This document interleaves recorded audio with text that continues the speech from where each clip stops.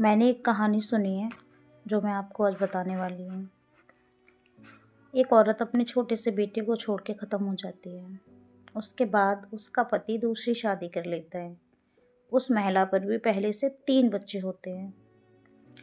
तो एक दिन ये होता है कि वो चारों बच्चे बैठकर खाना खा रहे होते हैं।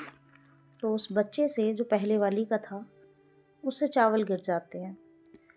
तो वो जो दूसरी माँ होती है वो बहुत ज़्यादा गुस्से में आ जाती है और बोलती है, तूने फ़र्श गंदा कर दिया और अभी तेरी अकल ठिकाने लगाती हूँ। इस तरीके से बोलने लगती है और उसे ले जाती है और बालकनी में बंद कर देती है और प्लेट भी उसे उसी में दे देती है और बोलती है यहीं खा, और बंद कर देती है।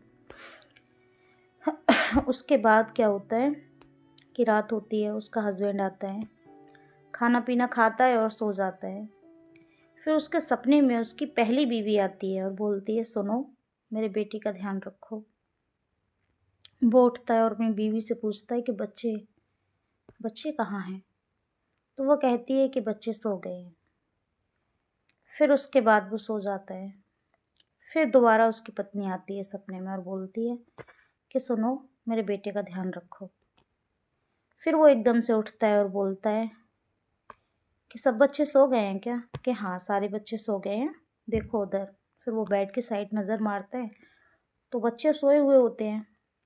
वो रज़ाई हटाकर नहीं देखता। फिर उसके बाद जब वो सोता है तो फिर तीसरी बार उसकी जो बीवी होती है पहली, वो सपने में आती है और कहती है, सुनो, अब मेरे बेटे का ध्यान मत रखना, क्योंकि अब मेरा बेटा मेरे पास आ चुका है। वो एकदम से भड़बड़ा के उठता है और फिर वो जाकर उस रज़ाई को उघाड़ के देखता है, मतलब हटा के देखता है।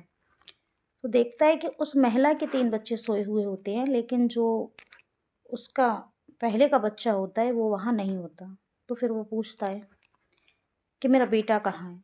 तो वो कहती है, उसे अचानक याद आता है कि अरे उसे तो मैंने बालकनी में बंद किया था। फिर वो एकदम से जाता है और बालकनी का गेट खोल के देखता है तो वो बच्चा एक उस पर बैठा होता है और हाँ, दोनों घुटुओं पे अपने सर को यूँ रखे, हाथ में चावल की प्लेट, प्लेट के ऊपर यूँ बैठा होता है और वहीं ख़त्म हो चुका होता है। तो बहुत ही ज़्यादा इमोशनल ये कहानी है